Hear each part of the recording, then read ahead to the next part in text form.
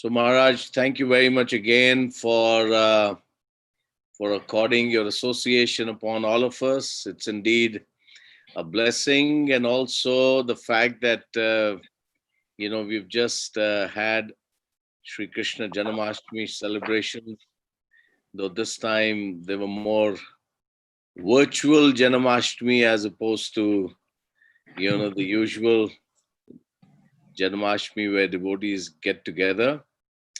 But it was nice. We had some virtual Sangha. And was it the same in Govardhan too, Maharaj, the Janamashtami? Yeah, it was very intimate and sweet. Wonderful. So that says it all, intimate and sweet. So without much ado, this is a Janamashtami special. So we are looking forward to hearing from you. So Maharaj, please, over to you. Hare Krishna. I hope that you're not overly tired after the intense celebration of these two most important festivals in our life. Yes, indeed. I'm quite myself. You're looking tired for sure.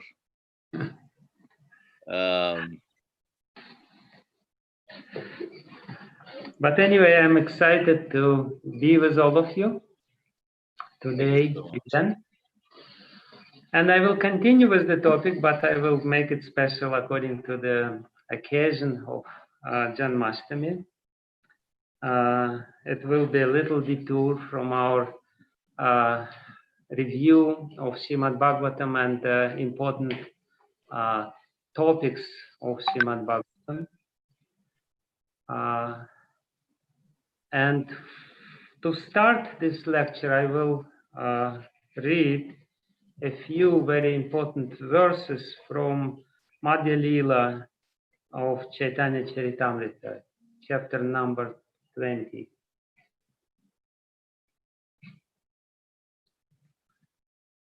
I will start with the verse number 151. It's a wonderful section of Sri Chaitanya Charitamrita where Sri Chaitanya Mahaprabhu explains to Srila Sanatana Goswami the nature of Krishna Tattva and Krishna Swarupa, so on and so forth. Anyway, let's chant first. Maharaj, it's Madhya chapter 20, starting from the first 151. All right. Thank you. Om Namo Bhagavate Vasudevaya. Namo Bhagavate Vasudevaya. Om Namo Bhagavate Vasudevaya.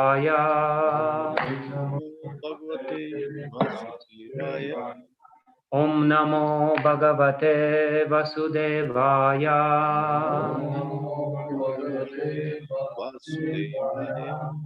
Narayanam Namaskritya Naram Chaiva Narottamam Devim Saraswatim Vyasam Tato Jayamudiraye Nashtaprayeshvabhadrishu Nityam Bhagavata Sevaya Bhagavatyutam Ashloke Bhaktir Bhagavati Naishtiki Yam Pravrajantam Anupetam Apeta Krityam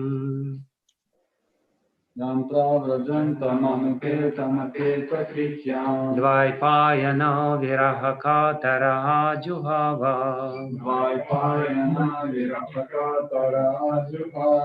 Putreti Tanmayatayo Taravo Vinedu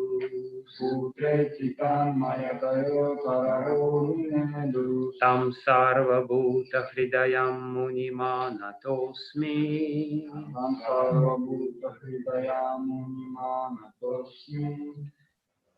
So, text number 151 of Madhya Lila, Sri Chaitanya Charitamrita.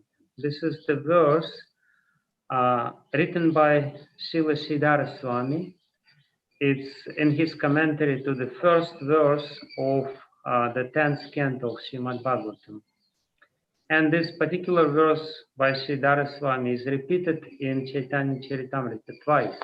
Once in Adi Lila of Chaitanya Charitamrita and next time in Madhya Lila. So it's an important verse and it's very appropriate to our topic, the topic of our consideration. We're trying to structurally understand Srimad Bhagavatam, the philosophical ideas upon which Srimad Bhagavatam rests, and what is the message of Srimad Bhagavatam. What is the message which Srimad Bhagavatam or Shukadev Goswami wants to convey to us? Because sometimes it's hidden, sometimes it's said indirectly, rarely it is very clearly delineated. So therefore the analysis is needed, and this analysis will help us to understand all different verses and stories of Srimad Bhagavatam and to be enlightened by the message of Srimad Bhagavatam. So this verse, Dashame Dashamam Lakshyam Ashrita Ashraya Vigraham Sri Krishna Kyam Param Dhama Jagad Dhama Namami Tat. The 10th canto of Srimad Bhagavatam reveals the 10th object or subject matter of Srimad Bhagavatam. Dashame, in the 10th canto, Dashamam Lakshyam, the Dashama Lakshya, the 10th Lakshya, the 10th goal or the 10th signifier of Srimad Bhagavatam is being described. And what is this 10th subject matter of Srimad Bhagavatam? Ashrita Ashraya Vigraham. This is the form or manifestation of Ashraya, the shelter for those who are Ashrita, those who are sheltered, those who want to take shelter. Ashrita Ashraya Vigraham. And therefore, Srila Prabhupada translates the 10th canto of Srimad Bhagavatam reveals the 10th object, the Supreme Personality of Godhead, who is the shelter of all surrendered souls. Ashrita Ashraya. He is known as Sri Krishna, Sri Krishna Kyam. He is called Sri Krishna literally. He is said to be Krishna. His name is Krishna. And he is Param Dhamma.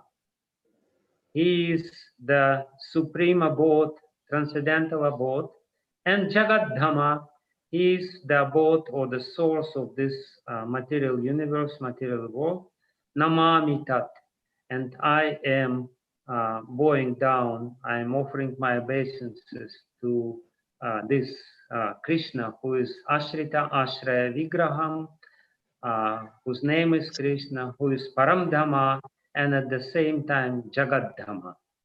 Very beautiful and important verse, which very clearly describes the essence of Srimad Bhagavatam, the essence of the 10th topic of Srimad Bhagavatam, Ashraya. Who is Ashraya? Every word in this verse is very important for us to understand the 10th subject matter of Srimad Bhagavatam. And purport by Srila Prabhupada. This is a quotation from Bhavarta Deepika Sridhara Swami commentary of Srimad Bhagavatam 10.1.1. In the 10th canto of Srimad Bhagavatam, there is a description of Ashraya Tattva, Sri Krishna. There are two tattvas, Ashraya Tattva and Ashrita Tattva. Ashraya Tattva is the objective, and Ashrita Tattva is the subjective. So Ashraya Tattva is Krishna, who is the goal, who is the shelter, and we are Ashrita, subjective part. We are in need of taking shelter. Since the lotus feet of Lord Krishna are the shelter of all devotees, Sri Krishna is called Param Dhamma. In the Bhagavad Gita, it is stated, Param Brahma, Param Dhamma, Pavitram, Paramam Bhavan. So for the devotees, Sri Krishna is Param Dhamma. For the conditioned souls, Sri Krishna is Jagat Dhamma. For those people who know that their home, Dhamma, actually Dhamma means home also, means abode or home. And in Russian, home называется дом. Dhamma, dom. So the same word is used. So for those whose home is spiritual world, the devotees, for them Krishna is Param Dhamma. For those whose home is this material world, conditioned souls, Krishna is still the supreme ruler, and therefore he is called here Jagat Dhamma. So it's indirectly indicated there are two types of souls in this world. Those who want to go back home, back to Godhead, and those who want to stay back home in the material world. In the Bhagavad Gita, 10:12, it is stated, Param Brahma, Param Dhamma, Pavitram, Paramam Dhamam. Everything is resting under the lotus feet of Krishna. Srimad Bhagavatam, in Srimad Bhagavatam it is stated, Samashritaya Pada Pallava Plavam, Mahat Padam Punyaya Sho Murare. Under the lotus feet of Sri Krishna, the entire Mahat Tattva is existing. Since everything is under Krishna's protection, Sri Krishna is called Ashraya Tattva. So he is Ashraya for the spiritual world and he is Ashraya for the material world because everything is under his feet. Everything else is called Ashrita Tattva. The material creation is also called Ashrita Tattva. Liberation from material bondage and the attainment of the spiritual platform is also called Ashrita Tattva. Krishna is the only Ashraya Tattva. In the beginning of the creation, there are Mahavishnu, Garbhodakashaya Vishnu, and Kshirodakashaya Vishnu. They are also Ashraya Tattva. Krishna is the cause of all causes, Sarva Karana Karanam. To understand Krishna perfectly, one has to make an analytical study of Ashraya Tattva and Ashrita Tattva. So I will read a few more verses because they are all very important, till the verse number 158, but they have very small purports. Krishna Swarupa Vichara Shuna Sanatan.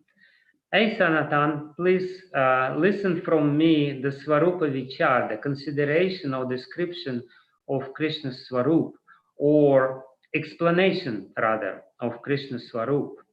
Advaya Jnana Tattva Vrajya Vrajendra Nandan. He is Advaya Jnana Tattva, he is non-dual consciousness, and he is in Vraj, Vrajendra Nandan.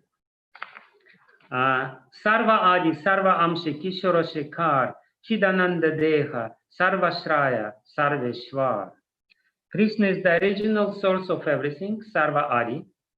Sarva Amshi, he's sum total of everything. He's Amshi, not Amsha, not the part, he's the sum total. Kishora Shekar, he appears as the supreme use, and his whole body is composed of spiritual bliss, Chidananda Deha. Sarvashraya, and therefore he's the shelter of everything, Sarvashraya, and Sarveshwara. He is the master of everyone. Purport. Krishna is the origin of all Vishnu Tattvas, including Mahavishnu, Garbhodakashaya Vishnu, Kshirodakashaya Vishnu. He is the ultimate goal of Vaishnava philosophy. Well, Gaudiya Vaishnava philosophy. Others, they may not know it so clearly. Everything emanates from him. His body is completely spiritual and the source of all spiritual being. Although he is the source of everything, he himself has no source. Advaitam achyutam anadim anantarupam adyam purana purusham navayovanam cha. Although he is the supreme source of everyone, he is still always a fresh use. And next is famous verse from Brahma Samhita. Ishvarah Paramah Krishna Satchitananda Vigraha Hanadiradir Govinda Sarva Karana Karanam. Krishna, who is known as Govinda, is the supreme controller. He has an eternal blissful spiritual body. He is the origin of all. He has no other origin, for he is the prime cause of all causes. Swayam Bhagavan Krishna Govinda Paranam Sarvaishwarya Purna Yandra Golaka Nitya Dham. The original Supreme Personality of Godhead is Krishna. His original name is Govinda. He is full of all opulences, and his eternal abode is known as Goloka Vrindavan. Ete cham shakalah pumsah Krishna stu Bhagavan Swayam Indrari Vyakulam Lokam Mridayanti Yuge Yuge. All these incarnations of Godhead are either plenary portions of or parts of the plenary portions of the Purusha avatars, but Krishna is the Supreme Personality of Godhead himself. In every age, he protects the world through his different features when the world is disturbed by the enemies of Indra. Jnana Yoga Bhakti Teen Sadanera Vashe Brahma Atma Bhagavan Trivida Prakash. There are three kinds of spiritual processes for understanding the absolute truth: the process of speculative knowledge, mystic yoga, and bhakti. According to these three processes, the absolute truth is manifested as Brahman, Paramatma, or Bhagavan. And the last verse which I will read today is again the famous verse from Srimad Bhagavatam, 2nd chapter, 1st canto. Vadanti tat tattva vidas tattvam yajnanam advayam brahmeti paramatmiti Bhagavan iti shabdyate. Learned transcendentalists who know the absolute truth call this non-dual substance Brahman, Paramatma, or Bhagavan. Purport by Srila Prabhupada. This is a quotation from Srimad Bhagavatam 1-11. Those who are interested in the impersonal Brahman effulgence, which is not different from the Supreme Personality of Godhead, can attain that goal by speculative knowledge. Those who are interested in practicing mystic yoga can attain the localized aspect of Paramatma. As stated in the Bhagavad Gita, Ishvara Sarva Bhutanam Hriddeshe Arjuna Tishtati. The Supreme Personality of Godhead is situated within the heart as Paramatma. He witnesses the activities of the living entities and gives them the permission to act. For further explanation, see Adi Lila chapter 2, verse number 11. And Prabhupada definitely implied that those who are interested in the personal feature of God, they should employ the process of Bhakti Yoga. Namo Vishnu Padaya Krishna Prashtaya Bhutale Srimate Bhaktivedanta Swami Niti Namine Namaste Saraswati Deve Gauravani Pracharine Nirvishesha Shunyavadi Paschatade Shatarine Vanchakalpatarudescha Kripa Sindhu Bevacha Patitanam Pavanebhyo Vaishnavibhyo Namo Namaha. Jai Shri Krishna Chaitanya Prabhu Nityananda Shri Advaita Gadadhara Srivasadi Gaura Bhakta Vrinda. Hare Krishna Krishna Krishna Hare Hare Hare Rama Rama Rama Hare Hare. Hare Krishna Krishna Krishna Hare Hare Hare Rama Rama Rama Hare Hare. Hare Krishna Krishna Krishna Hare Hare Hare Rama Rama Rama Hare Hare. Ajanulambit Bujao Kanakavadata Sankirtanaya Kapitaro Kamalaya Taksha Vishvambaro Dvijavaro Yugadharma Pava Vande Jagat Priyakaro Karunavatar Yantah Pravishya Mama Yantah Pravishya Yantah Pravishya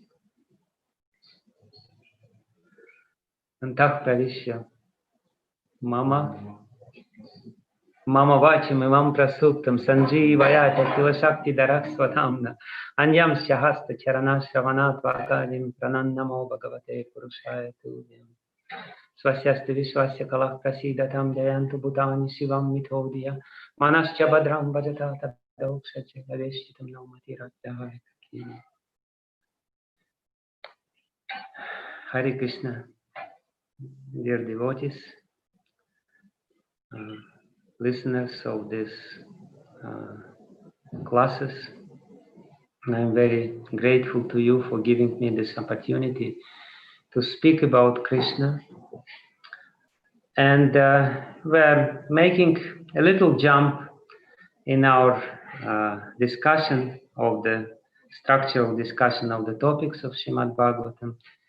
We last time discussed the third canto of Srimad Bhagavatam, the very important message of the third canto of Srimad Bhagavatam, which explains the nature of this material world, that this material world is caused by the Supreme Lord. Even though it may look differently, it may appear differently, it may have some deficiencies or some lack or some bad qualities. Nevertheless, it's the Supreme Lord Himself, and that's a very important message of Srimad Bhagavatam. We are trying to understand Adoksaja, who is not available to our senses, by studying something which is available to our senses, which is perceivable by our senses, that is material nature, and trying to induce or deduce or understand into it the source of this material nature, and to understand the nature of this source. So ultimately, all these cantos, which we will go one after another, lead us to the 10th canto. And the 10th canto is describing this Ashraya Tattva. But, and here Chaitanya Mahaprabhu is explaining this Ashraya Tattva to Srila Sanatana Goswami. And we will start our discussion from the end of this series of verses. To understand Ashraya Tattva, to understand the 10th canto, to understand the whole Srimad Bhagavatam, actually we have to understand only two verses. These two verses of Srimad Bhagavatam are the key verses. They are the keys by which all other verses become very clear, the whole composition becomes very clear. And Vishwanath Chakravarti Thakur and Jiva Goswami, he compares these two verses, specifically one verse, Krishna Stu Bhagavan Swayam, or half a verse, Krishna Stu Bhagavan Swayam, Aticham Shakalak Pumsah Krishna Stu Bhagavan Swayam, with a lamp. And he says that the lamp may be standing in one place, but so many different objects is being illuminated by this one lamp. So even though this verse, particular verse, one of the most important verses of Srimad Bhagavatam, is stated only once in the first canto of Srimad Bhagavatam, this verse is illuminating the entire book. So the most important two verses of Srimad Bhagavatam for us, Gaudiya Vaishnavas, upon which the whole explanation of Srimad Bhagavatam, very clear and brilliant explanation of Srimad Bhagavatam, very lucid, which has never been given before, which was actually revealed by the mercy of Sri Chaitanya Mahaprabhu. These two verses, or even 1.5 verse, is this Vadanti Tattatvam Vidas, Tatvam Yajnanam Advayam Rameti Paramatmeti Bhagavaneti Shabdyate, and the second half of the verse is Ete Chamsha Kalak Pumsah Krishna Stu Bhagavan Swayam. So we will continue our topic of structural understanding of Srimad Bhagavatam on the basis of these two verses, and I will try to explain these two verses very briefly because this is a very big topic. But again, if I understand these two verses, everything if we understand thoroughly, the problem is that we think we know these verses. But if we understand them very clearly, we will see Srimad Bhagavatam, and in fact, not only Srimad Bhagavatam, our own life, our own soul, our own body, the whole material world in a completely different way. So we'll start with the first verse, which is 11th verse of the first canto of Srimad Bhagavatam, second chapter. Vadanti tattva vidas tattvam yajnanam advayam. Srila Jiva Goswami, it's really amazing. Srila Jiva Goswami explains this particular verse in two huge books. He starts explanation of this verse in the first Sandarbha, Tattva Sandarbha. He devotes the complete Bhagavata Sandarbha and Paramatma Sandarbha to explain basically the second part of this verse, Vadanti Tattvam Vidas. It's a huge books, two big books, Bhagavata Sandarbha and Paramatma Sandarbha, just to explain this verse. And then he writes Krishna Sandarbha, and the whole Krishna Sandarbha is his explanation or commentary of this verse, Krishna's tu Bhagavan Swayam. So the entire analysis of Srimad Bhagavatam by Srila Jiva Goswami is based on the understanding of these two verses. And the first verse is spoken by Sutta Goswami, and the previous verse, the 10th verse of the first canto of Srimad Bhagavatam, Kamasya Nendriya Priti. In the previous verse, Sutta Goswami says that Kamasya Nendriya Priti Labho Jiveta Yavata.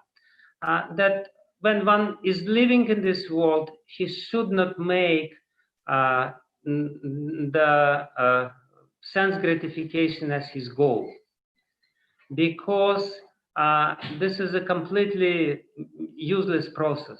You know, you can gratify your senses and go nowhere. So it's not the goal of life. What is the goal of life? This is very important verse, because he says that the goal of life is tattva jigyasa, jivasya tattva jigyasa. The life is meant to understand tattva. The life is meant to understand truth. The life is not meant to gratify the senses, because everyone is gratifying senses. All other species of life are much better in gratifying their senses. Hogs and dogs, they're much more suited. Their bodies is much more, more suitable to, to take enjoyment, because they don't need, they can take enjoyment anywhere. They're very, happy creatures, especially hogs. I can see them everywhere in Vrindavan. They're very happy. They don't need much for their sense gratification. They're happy. But Jivasya Tattva Jigyasa, the life should not be wasted for this sense gratification. The essence of life, the goal of life, is to understand Tattva. And we all know that this thirst for knowledge, this inquisitiveness, this desire to understand the truth is there. Like yesterday, we celebrated Srila Prabhupada's appearance day, and one devotee, one sannyasi, Russian sannyasi, he told his story. He said he first got Ishapanishad and read Ishapanishad by Srila Prabhupada, and he says that it's amazing, I read this small book, and I suddenly realized that my whole life I was looking for this, even though I never knew that I was looking for this. But when I read this very clear understanding of the message, the goal of life, and everything has become very clear. I understood, yes, this is what I was looking for without knowing what I was looking for. So everyone is instinctively, intuitively is looking to understand the truth. It's true. We can, everyone is looking for Krishna. Everyone is looking for Tattva, but nobody knows where the Tattva is.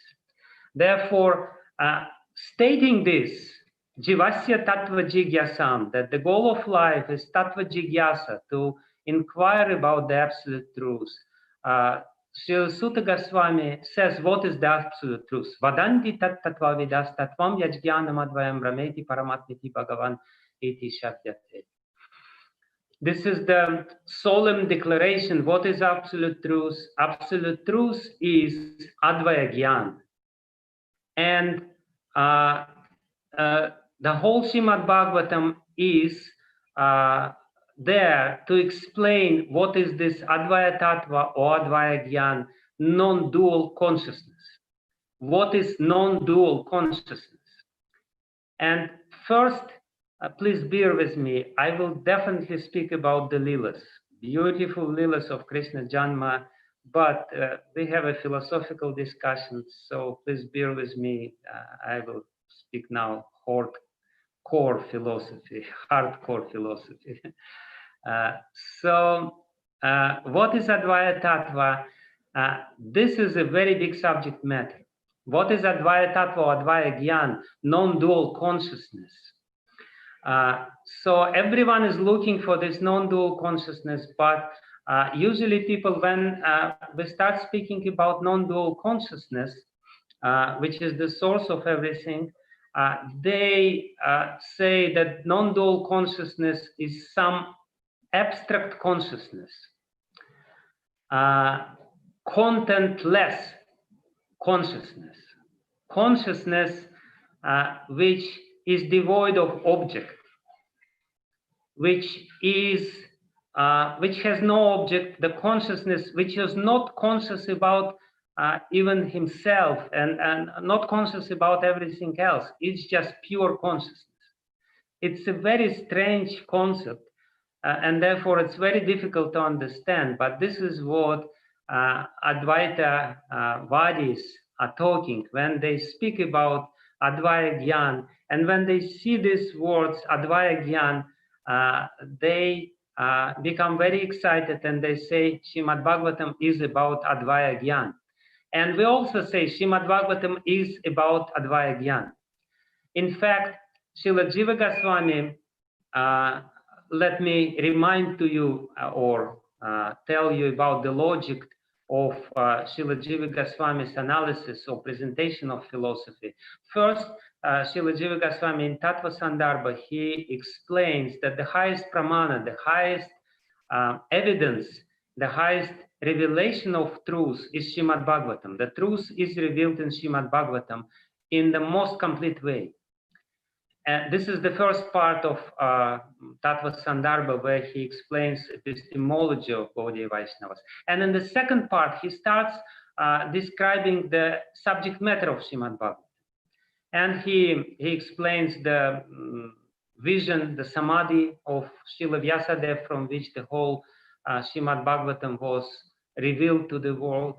And then he says that he quotes this verse, the first part of this verse, Vadanti tat tattvam vidas tattvam yajnanam advayam.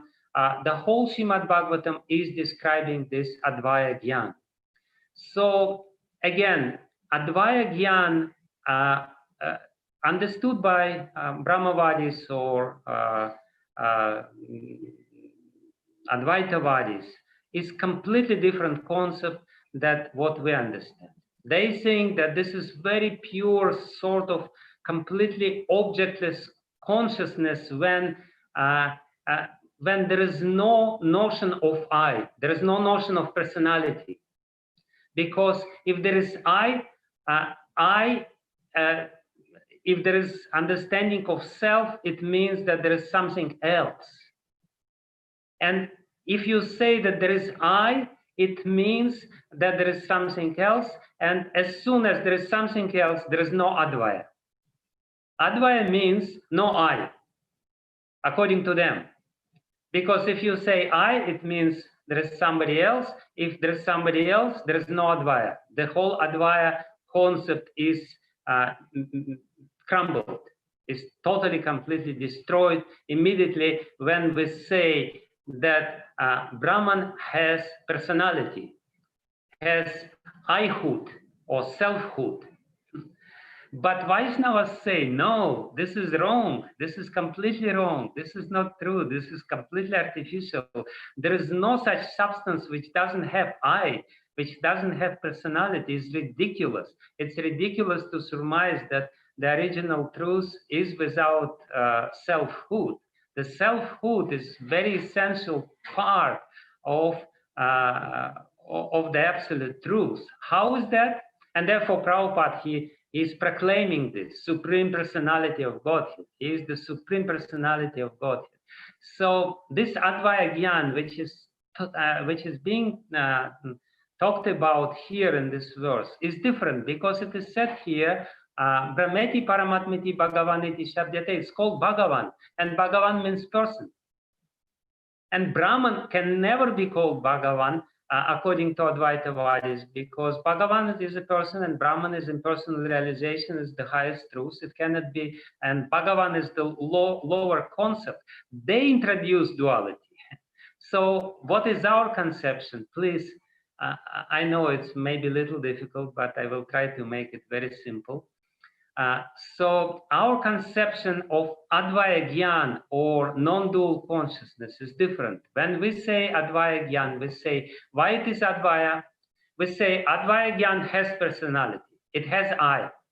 And it basically means that there is somebody who is not I, but it does not destroy its non-dual nature. Why it doesn't destroy its non-dual nature? Because Srila Jiva Goswami gives three reasons or three conditions by which Krishna, Bhagavan, the Supreme Personality of Godhead, becomes Advaya Tattva or Advaya Gyan. First of all, he is the only Tattva which is independent, which doesn't have any other causes. He is unique and he is Advaya because he is the only one who is self-caused. Everyone else has some other cause behind him. We have our cause, our father, mother, they have our father, their father, mother, so on and so forth. Everyone has some cause. Krishna is Sarvakarana Karanam. He doesn't have any cause. And then he says the next condition to be called Advaya Gyan is that all his energies, he's supported by energies who are his own energies. There is no, his support, his existence, he has energies, he has qualities, he has attributes, but his existence within these energies is not dependent on somebody else. It's his own energies. Like we have so many qualities, so many energies, but these qualities and energies are not exactly ours. You know, if we examine our personality, we will understand that our personality is a very, very strange sort of thing. You know, we took something from here, something from there. You know, this is the content of our consciousness. But again, this is the second condition, that all the energies are his energies. There is no extraneous needed for his support. He's supporting himself by his energies, but this is his energies. Atma Maya. This is my Maya, Atma Maya, his own Maya. I'm coming here in this world, but I'm coming by my own energy. And the third condition is that all these energies, on the contrary, have no independent existence. They cannot exist without Bhagavan. This is what we call Advaya Gyan. Why he is Advaya? Because there is nobody like him. There is nobody second. Advaya means no second like him. Yes, there are seconds. I'm there, you are there, he is there, so many brahmacharis are there, so many 7 billion people are there, so many mosquitoes are there, so many frogs are there, hogs are there. But they are not self-caused, they are not independent, They cannot exist independently of him, and their energies are not their own energies. They're borrowing energies. So there is only one Advaya Gyan, unique, Ekam Eva Advitiyam. If the whole Upanishads and Vedic literature would be speaking about that there is only Brahman who exists, why, please tell me, if you know little Sanskrit, please answer this simple question. Why Chandogya Upanishad says, Ekam Eva Advitiyam? If there was only one thing which would exist, was there, and everything else was illusion, as Mayavadis or Advaitavadis say, that Brahma Satyam Jagat Mityam, Jiva Brahmasya na para, Jiva is Brahman, and there is only one Brahman, there is only one thing which exists, nothing else exists. Then for Upanishad, it would be enough to say Ekam. There would be no need to say Ekam Eva Advitiyam. But Upanishad says Ekam, yes, he is one, and Advitiyam, there is nobody like him. There is nobody else like him. When we speak about Advaya Gyan, it's a different concept. I hope you're still following me. But it's important to understand first the tattva, otherwise we will never understand who is Krishna. We first have to understand this, that Advaya tattva, according to us, is this non-dual consciousness, which is the source of everything else, which is the support of everything else, and which is self-supported entity, which nevertheless has the personality, has the I-hood or selfhood, and he is the person. So this is what we have to understand, and now it's very important. It's perhaps the most important things in this section of my talk now. Please listen very carefully. What is explained here is that this one substance, one truth, which is the object of everyone's inquiry, the object of everyone's search, which everyone is actually looking for. Everyone is needed because everyone feels that he is incomplete without the connection, yoga, with this original entity or original person. We feel our dependence on him. So this one substance is revealed differently according to the attitude of the devotee, according to the attitude of the person. This non-dual substance, which is one, revealed in three different ways. Brahmeti Paramatmeti Bhagavan iti Shabdyate. It doesn't say here Bhagavan iti Vidyate, or Bhagavan iti, how you say, you may say it in many different ways, but it is specifically said here, Shabdyate. It's being spoken about as Brahman, Paramatma, and Bhagavan. Brahmeti, Brahma iti, he is called Brahman. Paramatma iti, he is called Paramatma. Bhagavan iti, Shabdyate, he is spoken about. In other words, everyone who is speaking about the different realizations, different spiritual realizations, is speaking about the same essence, but this same essence is understood differently by different people according to their attitude, their conception, and their sadhana, their doctrine, orthodoxy, and their practice, orthopraxis.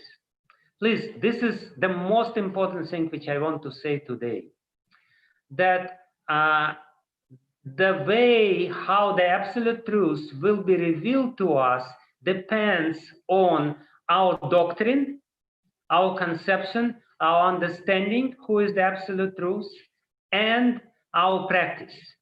These two things together will facilitate us to ultimately realize the Supreme Absolute Truth in its highest form.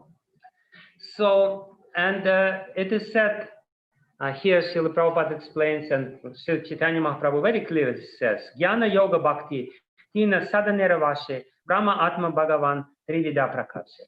Then, you know, if you employ the process of Jnana, if you employ the process of Advaita Jnana, of Jnana Yoga, meditating on this non-dual consciousness, then at one point when your doctrine will become your realization. It is in this verse, it is said, Vadanti tattva vidas, those who really know the tattva, those who realize the tattva. In other words, it's all real. Brahman is real. There is nothing wrong with Brahman. Brahman realization, it's a very real and it's a very important stage of realization of Bhagavan. It's real understanding. It's not false understanding. So if you are inclined, and one more important thing here, your practice and your concept very much depend on the level of your surrender. Your concept will require a certain level of surrender. Why people cannot really take to Bhakti Yoga? Because they cannot surrender. It's very difficult for them to surrender. They know if God is person, I have to surrender, and they don't want to surrender. Therefore, they have different concepts. So these three things are important. Our concept, the level of surrender or readiness to surrender, and the practice according to the extent of our surrender. Because even devotees, we may have proper concept, orthodox. We may understand what is the practice to realize these truths. But if we don't have the appropriate extent of surrender, our practice will be very weak. So these three considerations we have always to remember, because this is what Srimad Bhagavatam is all about. So let's go a little further. Those devotees, they're also devotees, because to realize even Brahman, you have to be a devotee. You have to mix some elements of bhakti in your practice. You cannot realize Brahman purely by the means of Advaita Jnana, by Jnana Yoga. Without element of bhakti, you cannot do this. Only by Jnana Mishra Bhakti, you can realize Brahman. But anyway, what is Brahman? Brahman is this sort of realization when you when you have this proclivity, this tendency, this inclination that the truth must be impersonal. You have this concept. You use the methods of Jnana Yoga, which is meditation on these koans, so to speak, on these vakyas, mahavakyas of Upanishads. Oh my goodness. Evam eva advitiya, ekam eva advitiya, and so on and so forth. Aham brahmasmi, and all these mahavakyas.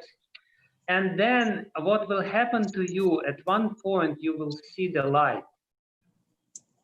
This very effulgent light. And Prabhupada actually explains that when you go from the dark room on a very bright light, when the very bright sun, and you have been in a dark room for a few days, you didn't see the sun, you were in a complete darkness, and all of a sudden you go outside and you see the dark light. You will not be able to see the sun itself. You will only be able to see the effulgence of the sun. You will be blinded by this effulgence. So in the similar way, when we are in this darkness of ignorance and we're trying to meditate on the Supreme Truth, at one point, the revelation of Supreme Truth takes place within our heart. And when the Supreme Truth reveals himself within our heart, initially we're completely blinded. We don't see the supreme truth. We only see the effulgence. Therefore, in this Upanishad it is said, please remove this effulgence so that I could see you face to face.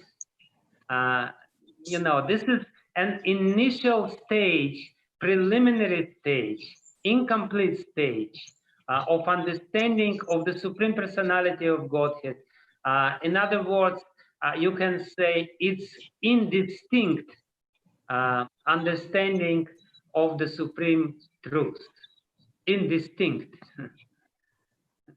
Like I was today, while preparing this class, I was looking in the folio and I searched for this word, indistinct, and there's a lot of indistinct in the folio. And I was wondering why this not very common word is so widely used in folio.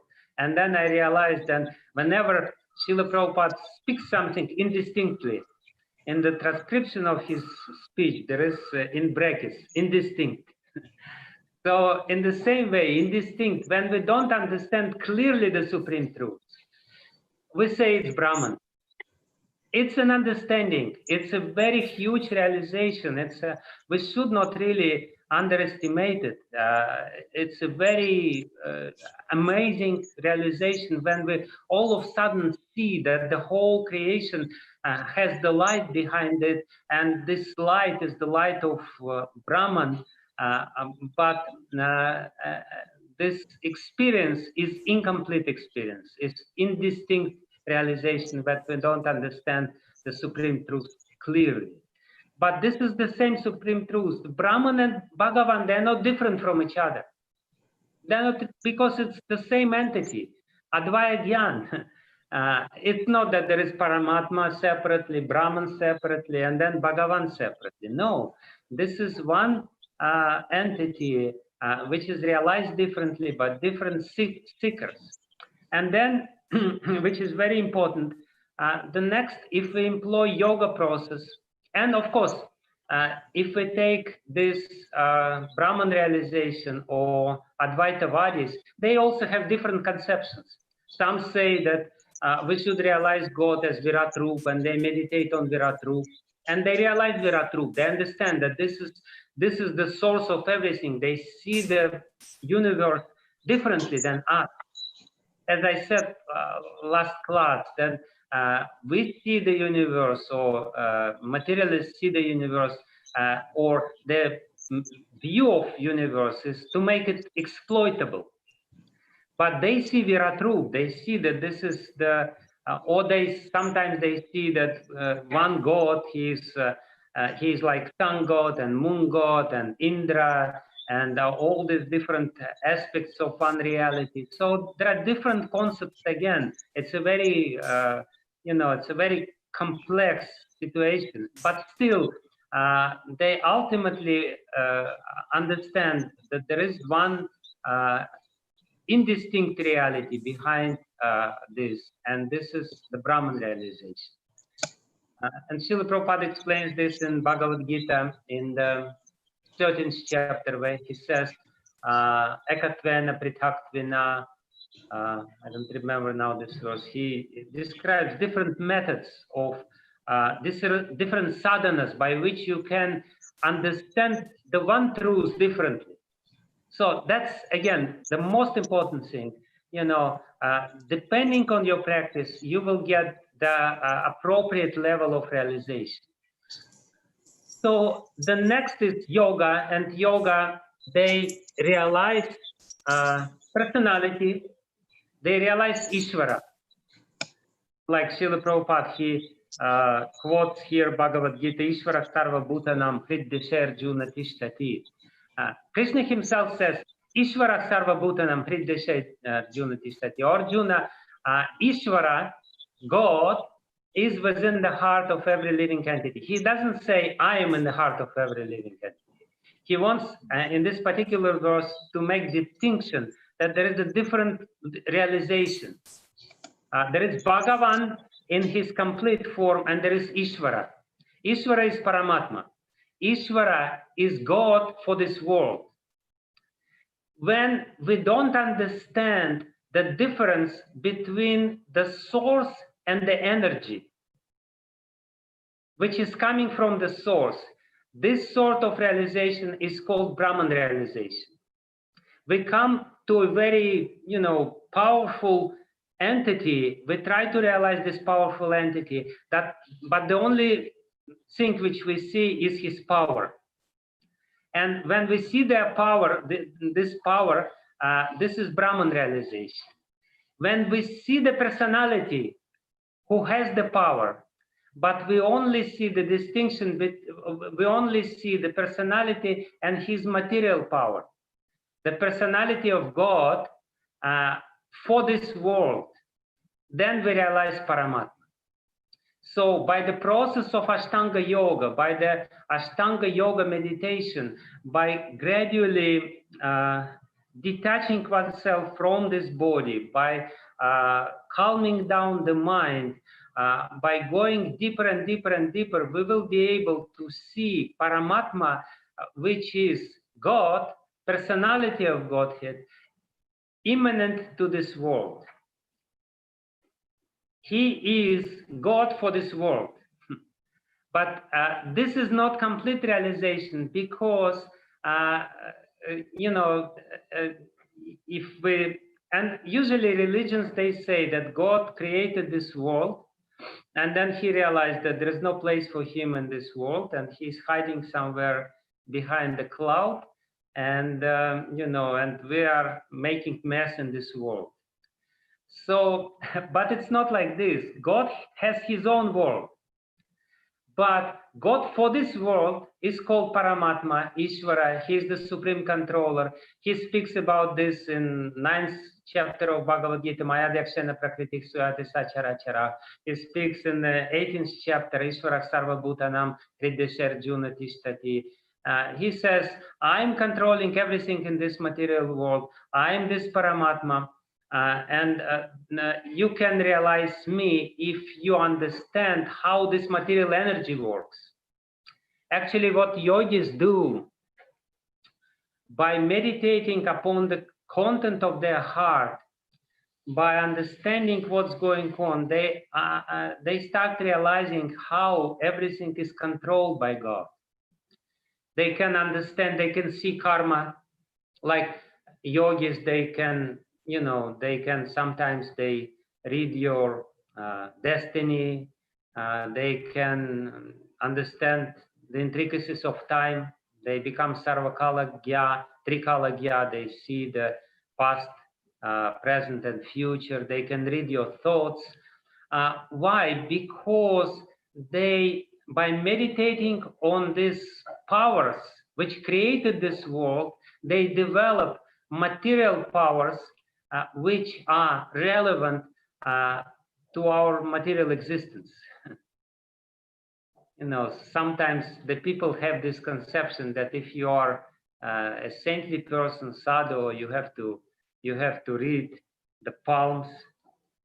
Yesterday one devotee told the story about Srila Prabhupada, how one Indian man asked Srila Prabhupada, can you read my palm? And Srila Prabhupada says, no, I am not doing this. But the man was insisting, so Prabhupada starting looking very carefully at his palm, and he said, yeah, please, give me some light. And he says, I don't see anything good. I don't see anything good. The person started shaking in his boots. Nothing good is there. And then when, the man became completely frantic, says, the only thing which I see is birth, old age, disease, and death. This is what is written on your palm. So that's exactly what yogis do. And that's exactly what people think you should achieve. By meditating on Krishna, who is controlling this world, you also develop certain little powers to control this world, and you see the karma of living entities. You can read the karma of living entities, but ultimately, what is the use of reading this karma of living entities? Because, I remember when we just started preaching openly in Soviet Union when in Russia when Soviet Union collapsed and it became free. One highly placed official came to the temple and he said, "I read your books, I liked your books, but I think you should start making some predictions, because at that time in the Soviet Union there was very popular. There was some astrologers making big shows, and there was millions and millions of people watching them. It was before that it was strictly prohibited, and all of a sudden it was allowed, and everyone was watching Kasperovsky or some other guys who were doing something. So this guy came to our temple and he said, "For you to become popular, you have to start making predictions." And then I said, yes, I can make predictions to you. And he became very excited. He said, yes, really. What can you say? Yes, I said, you will die. At one point, you will die. He was very disappointed. He didn't like this prediction. But ultimately, this is what it's all about. Ultimately, those people who are going through this, they only realize little tiny portions of Paramatma energy, because they're only interested in relationship between God and this world. They're not interested in God for himself. And therefore, one of the most important and famous verses from Rig Veda is about this Om Tad Vishnoh Paramam Padam Pashyanti Om Tad Vishnoh Paramam Padam Sada Pashyanti Surayaha Tad Viprayo Jagrivam So Tad Viprayo Jagrivam Sa Vishnor Yat Paramam Padam. So this is a very important verse from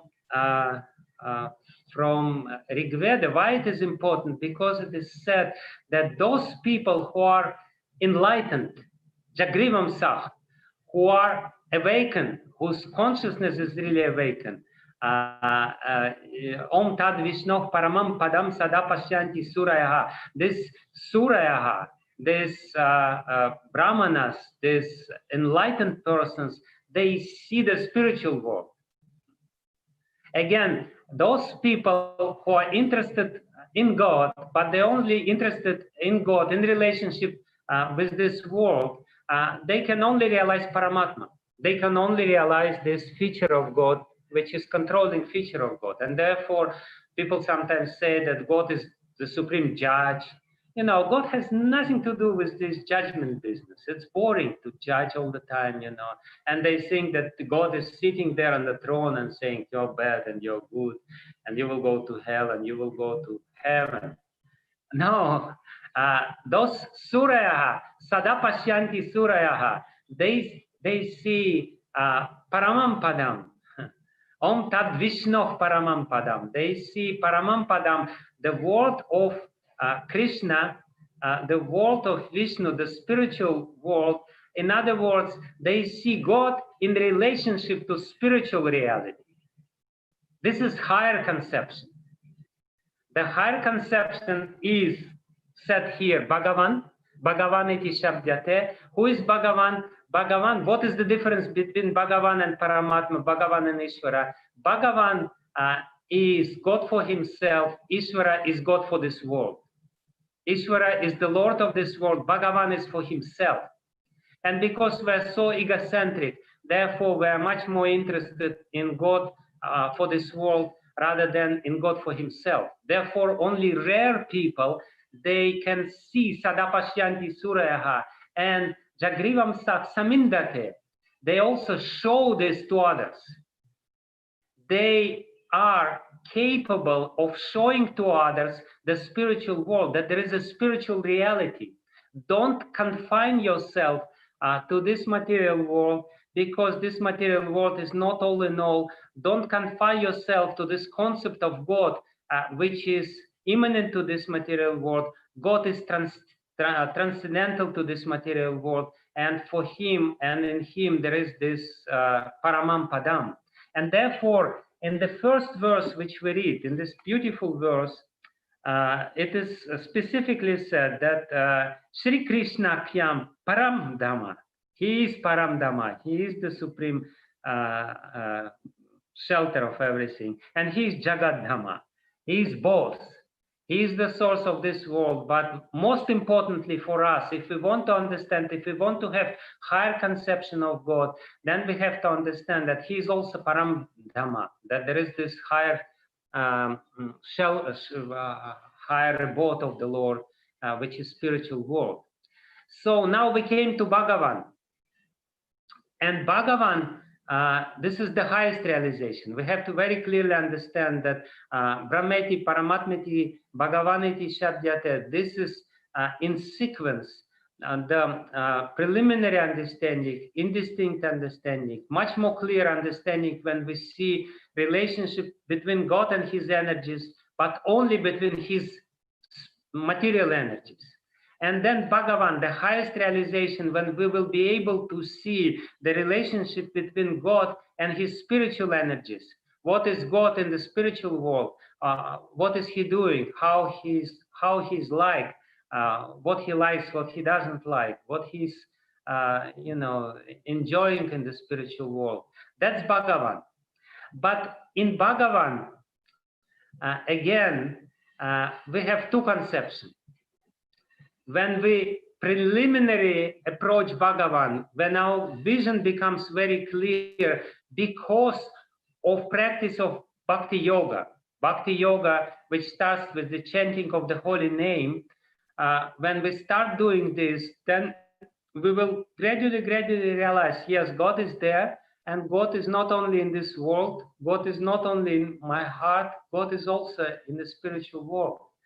But the first understanding of God is very great and I'm very tiny. And that's a very important understanding because it gives you impetus to surrender to him. But this Aishwarya Mai Gyan, understanding of God, is not the highest understanding. What we're talking about, again, the concept of Srimad Bhagavatam, which facilitates us to understand the highest aspect of God. As I said, there should be concept, there should be appropriate sadhana, and there should be appropriate level of surrender. So the higher the concept, the more difficult is sadhana, difficult in a sense that it requires higher degree of surrender. When we are talking about Brahma Gyan or meditation on Advaita nature of on Brahman, on Advaita Brahman, then there is no need to surrender. There's hardly any need to surrender. Little surrender should be there because, as I said, the element of bhakti should be there even to realize Brahman. The practice of Ashtanga Yoga is much more difficult because, as Patanjali Muni in Yoga Sutra himself says, to realize Brahman, to enter into Samadhi, he says, Ishvara Pranidhanava. You have to surrender to Ishvara. He says this is a very easy way, relatively easy way to enter or to reach this Samadhi stage if you just do Pranidhana. Pranidhana means total, complete surrender. But still, it you want to have some certain power, you have to have some certain independence, you're still very much immersed in this material world. But the understanding of Bhagavan for himself means that all of a sudden you're nobody. You're nobody. You have to surrender wholesale, completely, absolutely, without any self-will. You have to be dependent on his will completely. No separateness or no separate will remains in the spiritual world. But in the spiritual world, again, as I said, there are two levels of realization. The lower realization is this Aishwarya Gyan, when we realize God as Narayan, as Shadaishwarya Purna, Aishwaryasya Samagrasya Viryasya Shasak Shriya, who is God, who is person, Person God is one who has all these 6 opulences. And the main opulence is Sri. But Sri means sweetness. Sri means beauty. So the highest realization, when you realize this, or when a devotee realizes the sweetness of the Lord, or Madhurya Maya Gyan, which also has its gradations. So basically what we see, please listen very carefully, it's a very important point. And then within the next few minutes, which are still remaining, I will tell you some leelas which are very important. But I wanted to tell more leelas today because it's Janamashtami special, as you said. But I also wanted to tell you some philosophy, which is also important, I think. So please, when we speak about Brahman, it's one. When we speak about Paramatma, it's also one. There is no different Paramatmas. Those who realize Brahman, they see this indistinct effulgence of God. Those who realize Paramatma, they realize one. Well, maybe sometimes they speak about 3 Paramatmas. Kshiradakashaya Vishnu, Garbhadakashaya Vishnu, and Karanadakashaya Vishnu. 3 aspects of Paramatma, one higher than another. That's possible. When we speak about Bhagavan, we speak about huge varieties of form of Bhagavan. It's a completely different story. You know, when we go to Brahman, it's one Brahman. When we go to Paramatma, one Paramatma, everything is clear. When we go to Bhagavan, nothing is clear. Kurma is there, and Nrisimhadev is there, and Varahadev is there, and Parashuram is there, and Narada Muni is there, and Vyasadev is there, and Guru Maharaj is there, Sakshat Daritvina Samasta Shastra, and who else is not there? Everything is there. So whom should I surrender? Who is the higher form of all the forms of Bhagavan? Whom should I worship? Yes, if I understand this clearly, this is the message of Srimad Bhagavatam. I have to understand this message very clearly. Okay, it's clear that we shouldn't worship Brahman. Brahman is the lower sort of realization, lower path. It's clear we shouldn't worship Paramatma, and we shouldn't go through this yoga path. But when we come to Bhakti, so what should we do? Because there are so many, again, varieties of Bhakti. And there is Vaidhi Bhakti and Raganuga Bhakti. Which one we should do? So for that, the second verse is there, which is quoted here by Sri Chaitanya Mahaprabhu. Ete chamsha kalak pumsah Krishnastu Bhagavan Swayam. The second most important verse of Srimad Bhagavatam, the first most important verse of Srimad Bhagavatam explains this concept of Advaya Gyan, which I tried to explain. But the second verse explains the relationship between the different forms of Bhagavan. Ete, Cha, Amsha, and Kala. There are many different forms of Bhagavan which manifest the powers of Bhagavan partially. The Amsha or Kala, they only manifest little parts of the potency of Bhagavan. Krishna's to Bhagavan Swayam, but Swayam Bhagavan is Krishna. The Bhagavan himself, God himself, with all his powers, God with all his powers, the highest conception of God is Krishna. And that's definitely the message of Srimad Bhagavatam. And how do you realize Krishna? You can realize Krishna in 2 different ways. You can realize Krishna in his opulent form, and you can realize Krishna in his sweet form. And again, Srimad Bhagavatam provides for this and explains to us by the method of negation, by understanding different methods, different concepts and appropriate sadhanas. We have to negate the lower concepts and lower sadhanas, and ultimately adopt the highest concept and the highest sadhana. And the 10th canto starts explaining the highest way to realize Krishna and the highest conceptions of Krishna.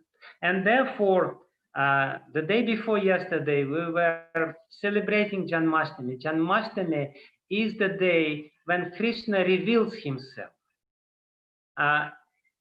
From the historical perspective, he reveals himself when he comes to this world and he becomes visible to all the people of this world, like, you know, when all of a sudden Adokshaja becomes Akshaja.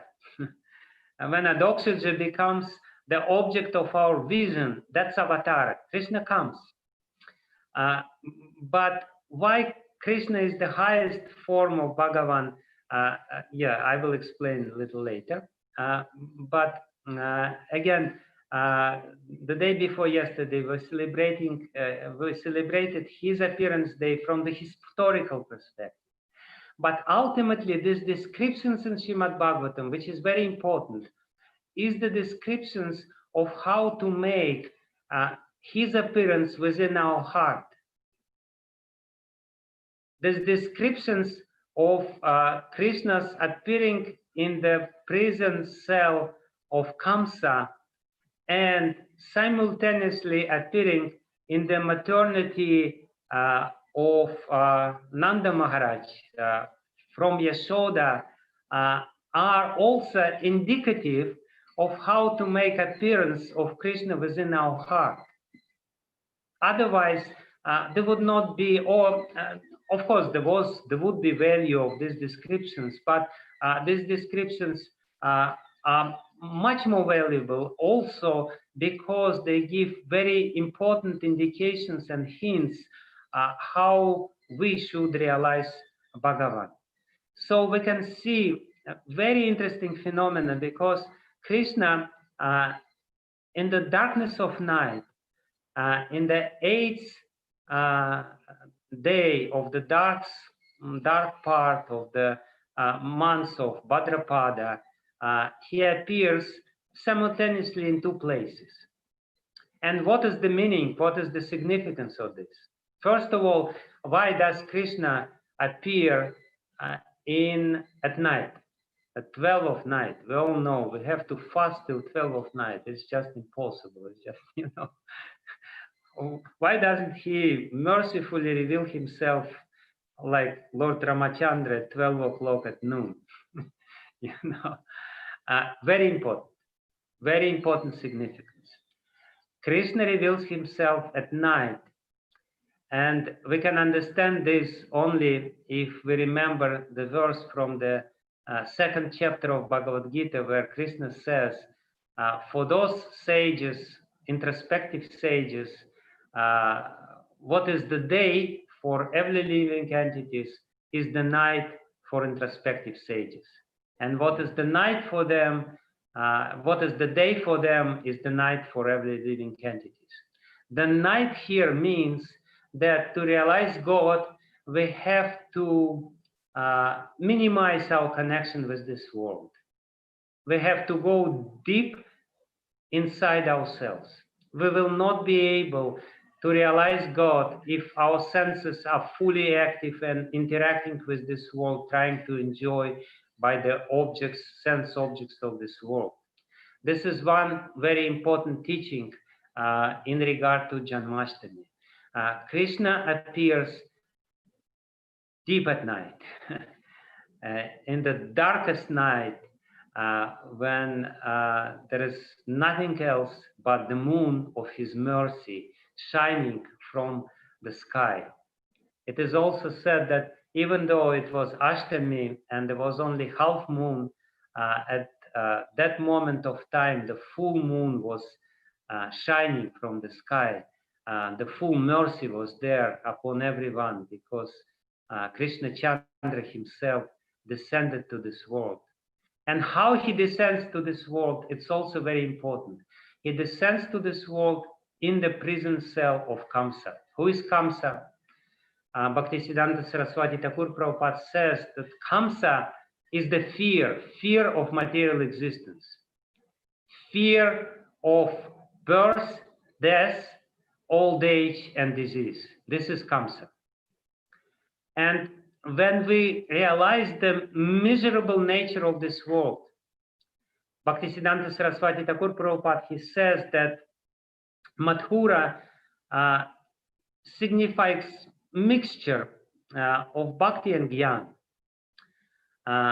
So we're talking about a specific process, how to realize specific aspect of God, which is the opulent aspect of God, where the Gyan or knowledge of Godhood or his opulence is very prominent. So for that, we need to fear the repetition of birth and death. We need to understand that this world is not a nice place, it's a hopeless place. And in this place, the birth, death, old age, and disease are constantly being repeated, and we will suffer. So that's the fear, and this fear will put us into the prison cell. Sometimes devotees, they feel like in prison because they were free birds in this material world. They were flying very happily. They were eating everything. They're doing all kinds of nonsense. And all of a sudden, you know, this you shouldn't do, and this you shouldn't do, and this you shouldn't do, and that you shouldn't do. And what should I do? You should eat prasadam and chant Hare Krishna and be happy. How I can be happy if I don't do anything? So that's prison. What is prison? Join అయినా మంతాజీ ఇంకా మీరు కాలేదా రజపన్ ప్రభు అడుగుతున్న సుకాంత మంత Telugu class తీసుకుని join Hello, mute yourself. Microphone. Sorry, Maharaj. So this prison is the rules and regulations of Vaidhi Sadhana Bhakti. Vaidhi Sadhana Bhakti, what is Vaidhi? Vaidhi is from the word Vidhi. Vidhi is the rules of scriptures, and scriptures, they always say no, no, no, no, no. They say yes, yes, yes too. But there are so many no there. That's the prison. You know, you're very restricted. You cannot really go here and there. Therefore, Krishna, he appears in the prison cell of Vasudeva and Devaki. And Srila Prabhupada explains in the purports that before that, Shadgarbhasura, one after another, entered the womb of Devaki. And it basically means that all the anarthas have to be killed. And Kamsa, the fear of material existence, kills one after another. If we're fearful of material existence, we will not be happy, sense and joyous. We will be very careful in this. We will be very restricted in, as far as our karma is concerned, our lust is concerned, our anger is concerned, and so on and so forth. We will understand. Gradually, all these things, one after another, after another, will die out, will be weakened. All these programs which are there in our heart will be gradually weakened. And then ultimately, Adi Sankarshan, Balaram himself, the spiritual master, will make appearance within our heart. And he will say, you know, he will prepare our heart by his discipline and his service to him. He will prepare us to serve the Supreme Personality of Godhead. He will say how you should serve the Supreme Personality. He will teach us how we should serve the Supreme Personality of Godhead. And then only Krishna will make appearance. And then we can see who is Vasudeva. Srila Prabhupada explains Vasudeva, Sattvam Vishuddham Vasudeva Shabditam. Who is Vasudeva? Vasudeva is the manifestation of Vishuddha Sattva. When the lower modes of material nature are completely vanished and purified from our consciousness. And when the higher mode of material nature is also purged out, even material sattva should be purged out. And the spiritual transcendental sattva, which is completely pure sattva, descends. And this pure sattva is the energy of Krishna's existence and Krishna's consciousness. It's Krishna's Chit Shakti with his Sat Shakti together. Then only Krishna will make his appearance from the womb of Devaki, which is symbolically representing the heart of a sadhaka. So there is a Vaidhi Sadhana Bhakti, and this Vaidhi Sadhana Bhakti, and Prabhupada also explains that Devaki, position of Devaki signifies the position of transcendence. When Devaki and Vasudev unites, when the influx of Shuddha Sattva comes to our heart, only then we will be able to see the Lord directly. The Lord is there, but He will reveal Himself to us only when the heart is completely purified by the strict following of the rules. And therefore, the character of Vasudeva is described. It is described in specifically in Srimad Bhagavatam. Then when Vasudeva was born, all the demigods started playing drums.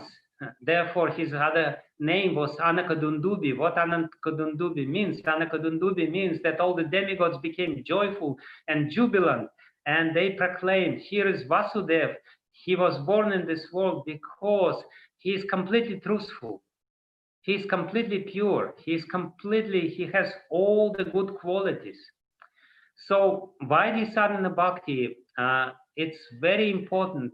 This purity of following Vaidhi Sadhana Bhakti is very important. The truthfulness of following Vaidhi Sadhana Bhakti is very important. The most important quality of Vasudeva is his truthfulness.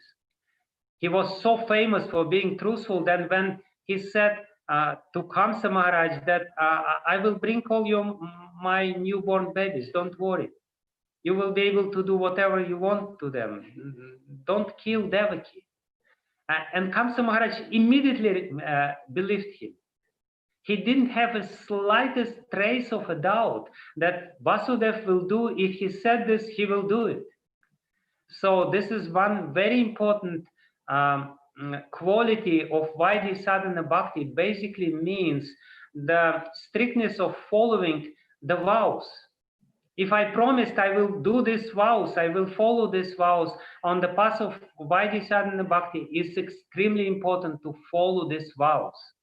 Then Krishna will reveal himself, how he revealed himself in the prison cell of Kamsa.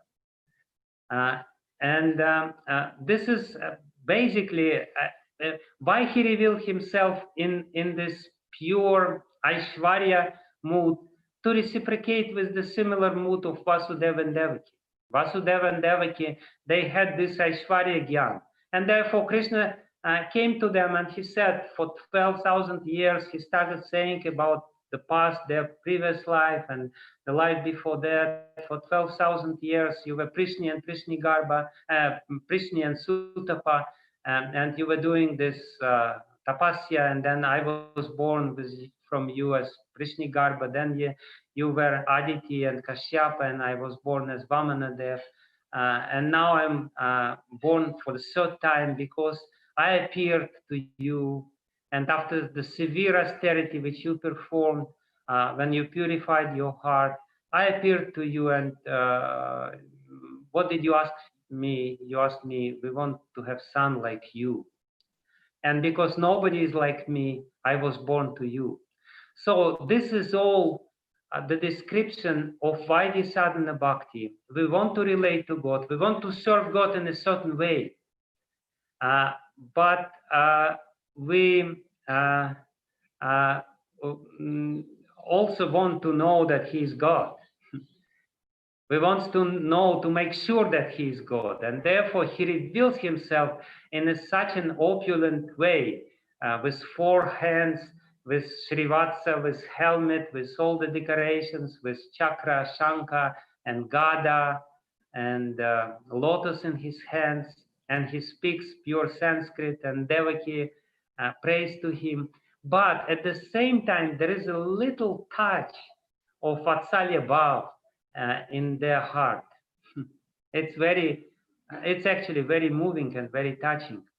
You know, Vasudeva, when he speaks to the Supreme Lord, he only glorifies him and he says that you're the Supreme Creator. And then when Devaki starts speaking, she says, yes, you are controller of everyone, you are the time supreme, you are the supreme cause of all causes, but please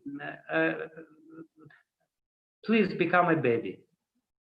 Why should I become a baby? Krishna asked her. Because I want to hide you from Kamsa. Krishna says, no, but why should you hide me from Kamsa? Call Kamsa, I will kill him. She said, no, you cannot kill Kamsa. No, I'm afraid. and then she says, please become a baby. And Krishna again asks, why should I become a baby? Because I'm afraid, and you should protect me from fear. I'm afraid for you. Please listen to this very complicated logic. It's not a very straightforward logic. I'm afraid that Kamsa will kill you. Therefore, you should become a baby so that I could hide you and in this way become peaceful again. Otherwise, I will be always fearful about you. Here's God himself standing in front of you, but she wants to hide him because that's her motherly love. But then she says, very beautiful thing. She sees that Krishna, who is standing in front of her in his full glory, is still not convinced. He is still not convinced that she wants him to become a baby. And she says, she gives the last argument to Krishna. She says, if you don't become a baby, people will laugh at me. They will say, look, she had God in her womb. How is that possible? This must be some story. She couldn't have God in his womb. And when Krishna heard this argument, he became very small immediately. He became a little baby to pacify Devaki, to say Devaki that ultimately I want to fulfill your desire. And Krishna becomes a child because this desire is there, but because this desire is mixed very much with awe and reverence, with this grandeur, with this understanding, with this predominance in our heart to understand the opulent aspect of God. And we are all attached to this opulent aspect of God because we're so used and programmed to exploit his energy that we want his opulent manifestation. He reciprocates with our love. And for a small second, for a split second, for a few minutes, he becomes a baby. But it's so short time, Devaki doesn't even have time to take this little baby and put on her lap.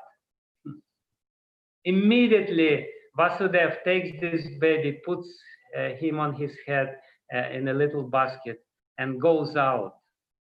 But still, he has this concept, I'm saving God. God is my son. I'm saving my son. He is the most dear. And he goes and he manifests his service attitude. He fulfills what God said to him. And God basically said to him, I don't want to, basically what Krishna said to him, he said, I don't want to have much to do with you. Please bring me as soon as possible to Nanda and Yashoda, because I want to taste their love. And Vasudev, of course, he brings Krishna, and everyone is very happy. It is said that the clouds were rumbling in the sky. There was a little drizzle. Like usually at that time, we already entered this season in Vrindavan. Initially, there are heavy rains. There was supposed to be heavy rains. And then starts drizzling. Little drizzles are there. So the drizzles were there so that Krishna, and it's very pleasant because it's not heavy rain, but it's just little, like little cooling down device. And clouds were thinking, let us serve the Lord. Nobody should see him, and therefore there was no light at all of the moon, and everyone was sleeping. Yogamaya put everyone asleep because everyone was basically sleeping in their sense gratifications. And then Anantashesha came to protect the Lord from the from the rain and from Yamuna.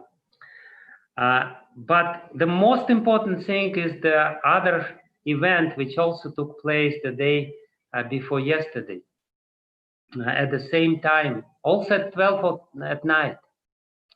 You know, also the people who are following Raganuga Bhakti, and Nanda and Yashoda are the manifestations of Raganuga Bhakti sadhana, which is higher process to realize higher conception of God. The highest conception of God is that God is love, and that God wants to exchange love with the living entities, that God wants to become equal with the living entities. God wants to become on the equal footing with the living entities and reciprocate with their love. That's the highest possible conception of God.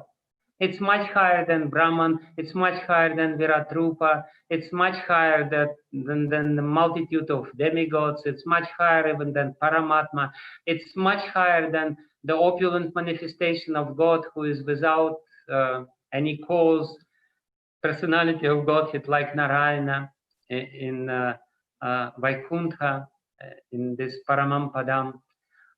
It's much higher than anything else. It's much higher than the conception of Vasudeva and Devaki, which has some element of sweetness and some personal touch. Why? Because love is the highest of all. Vishwanath Chakravarti Thakur, he gives a beautiful example, the most beautiful example. There are so many beautiful examples which our acharyas give. But he gives the most beautiful example. It's most amazing example. He says, let's say there is a woman and she gave a birth to an ugly son. And this son is ugly, he has bad behavior, he's always crying and he's sickly and, you know, and still she loves him. And then there is a moon.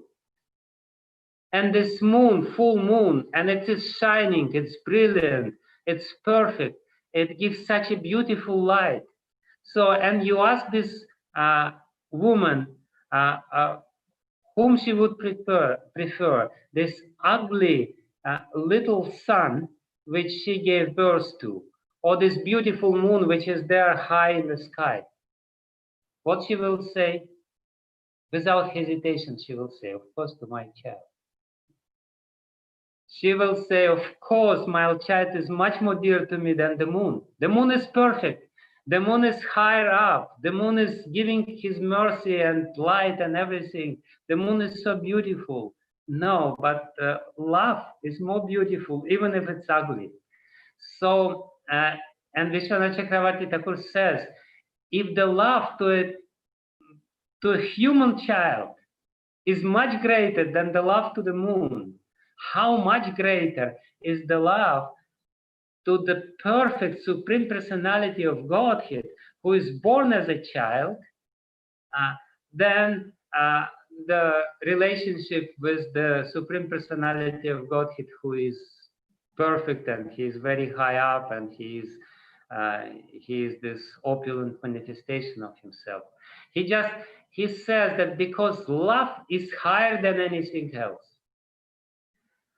the form of God which being revealed to someone who is in love is the highest possible form.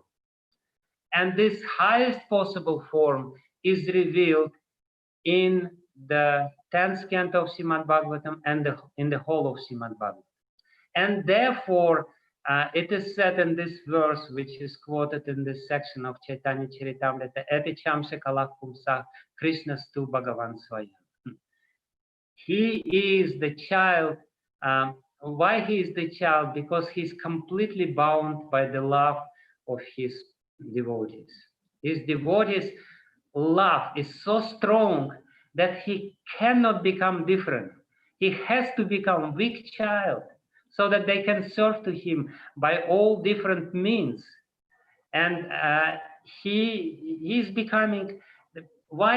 Because he's merciful. His main Shakti is mercy. And his fullest manifestation of his mercy is when he becomes a little child in Gokul, in Nandagram, in Varshana, when he runs in Govardhan. That's the highest possible manifestation of God. And there is only one way to realize this, only one sadhana to realize this. And there is only one extent of surrender which helps us to realize this. We should be surrendered 108% towards the Supreme Personality of Godhead. No personal consideration whatsoever. Think only about his benefit, his pleasure, his happiness, not about our happiness. Like Mother Yashoda, you know, she's ready to die 100 millions of times so that Krishna is happy, so that, you know, every hairs in his body are intact. She's so completely in love with him.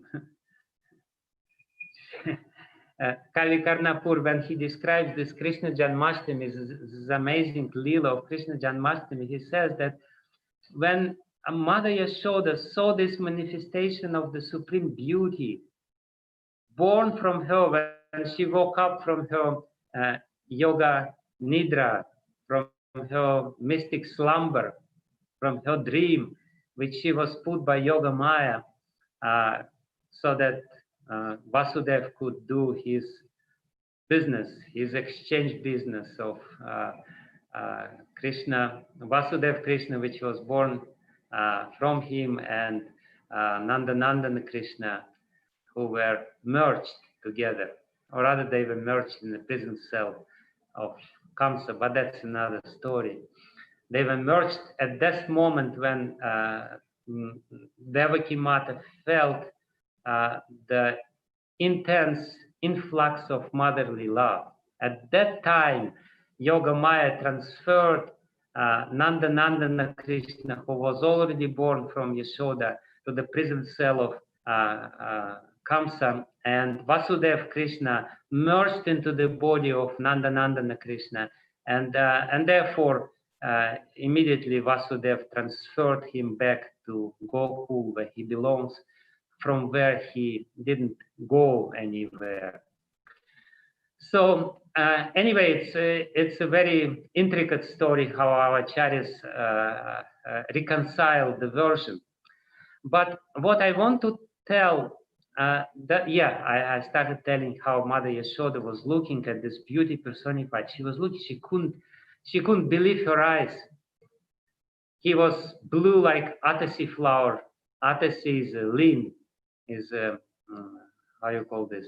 Very blue flower, like sapphire. And he was effulgent, and he was like a gem, transparent. So she was looking and looking, and she couldn't understand. She just saw only beautiful lotuses and beautiful manifestations, all kinds of beauty she saw in her child. And then she saw her own reflection in the child, because the child was so effulgent that her reflection was there.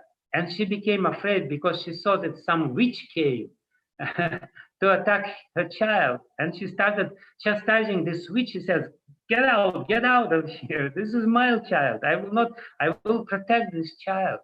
So this protective love of Mother Yashoda, completely oblivious of any opulence, makes Krishna to appear as a baby, and that's the highest conception. And we can only realize this conception if we follow the footsteps of the inhabitants of Vrindavan. We have to clearly study their character. As I explained in my little talk today, the qualities of Vasudev, how the main quality of Vasudev is his truthfulness. His complete, total surrender to the vows which he has given. In the same way, what are the main qualities of Nanda Yashoda? Nanda is very generous. It is explained everywhere that he's very generous. He's ready to share his child with everyone. He's not possessive. Vasudeva is very possessive. Because of fear, he brings Krishna to Gokul. But when Krishna finally came to Mathura, he didn't want him to go back to Vrindavan. But Nanda Maharaj said, yes, of course, he belongs to Vasudeva. He's very generous. It's because of his generosity that he became the king of all the cowherds.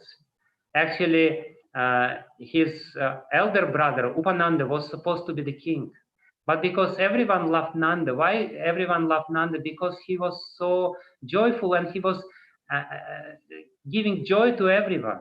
That's the meaning of his name. Nanda was giving Ananda. What is Ananda? Nanda is joy.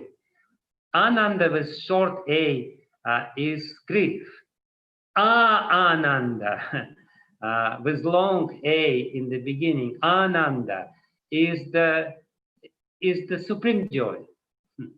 The double negation emphasizes the meaning of the original word. So Nanda is joy, and he is giving this supreme joy. Ananda is being born from Nanda.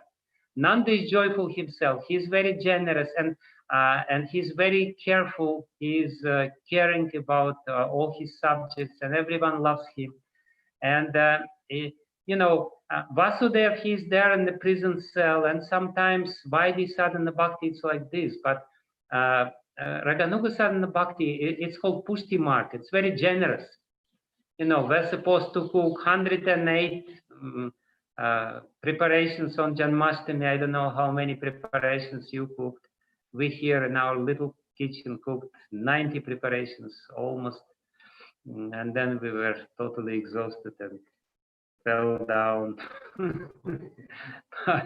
but anyway, this is the generous nature of Raganuga sadhana. It's generous. Generous nature means it's not that you should chant 16 rounds only. It's not Raganuga sadhana, it's Vaidhi sadhana. Vaidhi sadhana means only 16 rounds, I gave my vow. Not even one round more. Therefore, the proper vow is at least 16 rounds. So that if you chant 17 rounds, it's not you're not breaking your vows. So, yeah. But Raganuga sadhana, you chant all the time. That's Raganuga. If you tell Nanda Maharaj, you chant the name of your son only 16 rounds, he will not believe it. He will always call his son. Because it's generous nature, it's expanding, and it wants to invite everyone else to participate in this festival of joy, which is Krishna. And yesterday we were celebrating this Nandotsava. Nandotsava is this festival which Ananda Maharaj arranged. Vasudeva, in his heart, he gave 10,000 cows to Brahmanas. That's what he did. And Nanda Maharaj, he gave, it is said that in his courtyard, there was mountains of jewels, mountains of gold, mountains of everything, mountains of sesame seeds. And he was just giving and giving and giving and giving. So that's the mood. That's actually the mood. And Srila Prabhupada, he was a Raganuga sadhaka. He was giving. In this mood he came. He was not stingy. He was very generously distributing this highest conception of God and highest sadhana of God. And most important, who is Yashoda? Yashoda is, what is the name? What does the name Yashoda means? Yashoda. Yasha means fame, and Da means the one who gives the fame. It basically means that another quality, if we want Krishna to be born within our heart, if we want to realize this highest conception of God, then one of our practices should be that we should give fame to others. It basically means that we should glorify others. When somebody has stingy heart, it's very difficult for him to glorify others. He only wants to glorify himself, and he wants to here his own glorification. But the devotee who follows this path, he always glorifies Krishna.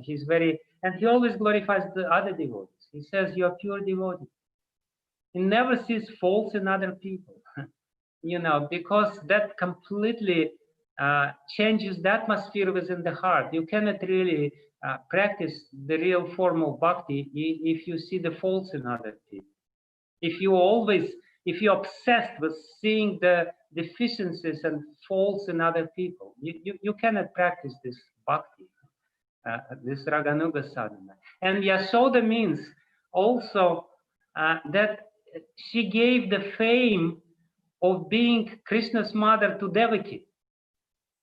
If you ask anyone in this world, who is Krishna's mother, from whom Krishna was born, everyone will say, nobody will say Yashoda. Maybe few Gaudiya Vaishnavas will say Yashoda, but everyone says, yes, she was born from Devaki. But Krishna himself couldn't be born from Devaki.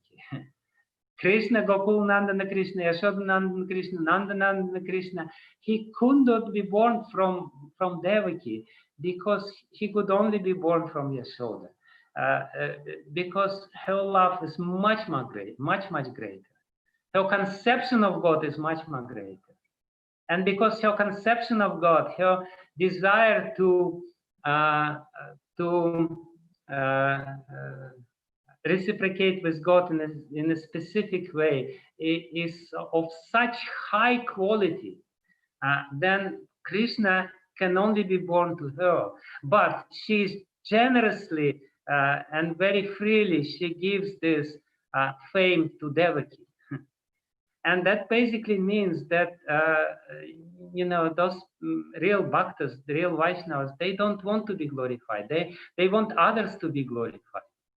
They always point at the glory of other people. They say, they have bhakti, I don't have bhakti. If somebody says he has bhakti, he doesn't have bhakti. But if somebody says he doesn't have bhakti, well, he may not have bhakti, but at least there is a chance that he has bhakti. But if somebody says I have bhakti, he has no bhakti whatsoever. So that's Yashoda, that's her love, and that's the highest conception, and that's the highest practice. That's the highest form of practice, which helps us to realize the highest form of God, and it implies the highest level of surrender. Because in this distant relationship with God, we still can maintain our separate identity. In the highest form of worship, there is no question of separate identity. There is no way to maintain the separate identity. I don't want to exist separately at all. I can only be, I only have anything good in myself because I'm connected with God, with you, with little Krishna. And because I'm connected with you, little Krishna, I'm happy. That's my only source of livelihood. That's my only source of existence. That's my only source of happiness. That's my only source of everything else. I do not have any separate existence. And that's surrender. That's Sharanagati. Ananya Gatitva, the main characteristics of Sharanagati is complete Gatitva. When Ananya Gatitva, I don't have any other Gati, any other interest in life, any other shelter in life. My only Gati, my only shelter, my only Ashraya is Krishna himself. Who is Krishna? Krishna, this baby Krishna in Vrindavan, who is the most beautiful and the most opulent at the same time form of God. And when this concept is there in Srimad Bhagavatam, and when we realize that this is the highest form of concept of God, highest doctrine, then we can gradually, first by following the rules and regulations of Vaidhi Sadhana Bhakti, develop this greed for this personal relationship with this most personal form of the Supreme Personality of Godhead, who is Krishna Swayam Bhagavan, Krishna Stu Bhagavan Swayam. And I wanted to, at the end of this little, not such a little, long class, I'm really sorry for this long class, but I want to quote. Please continue. I want to quote from Vedanta Sutra. It's a very beautiful Vedanta Sutra from Vedanta Sutra. Tan nirdharaya aniyamas tadrishe prithak gi apratibandha palam. When somebody, basically, this sutra answers the question, should we only worship Krishna or should we worship some other forms of God as well? And this sutra says, no, there is no rule that you should only worship Krishna. You can worship any form of Bhagavan because they all Bhagavan, they all personality of Godhead, they all very highly developed understanding. If I understand that God is person for himself, how he enjoys himself by assuming these forms and reciprocating with his particular devotees, it's a very high position. So it is said that there is no such rule that you should only worship Krishna. But prithak gi apratibandha phalam. But the worship of Krishna, but if you start worshiping Krishna, it gives you a very specific phalam, the fruit. The phal of worship Krishna is very specific because it removes all the obstacles in your worship. Bandha means obstacles, apratibandha. If you, this is the special kind of worship.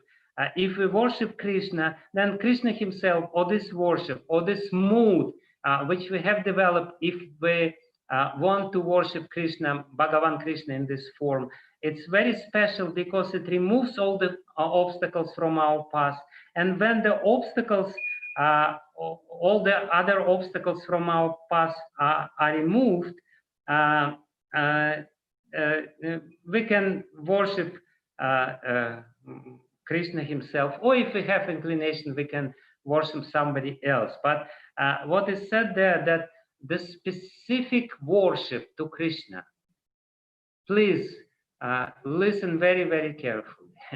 It has a very specific quality.